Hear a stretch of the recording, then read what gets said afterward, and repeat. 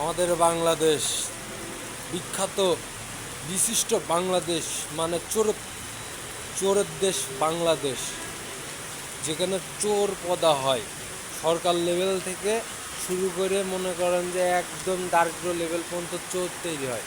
এই যারা যে মানুষের বাড়ি বাড়ি চুরি করে ওগুলো কিন্তু চোর না, চোর হচ্ছে বিখ্যাত যেগুলো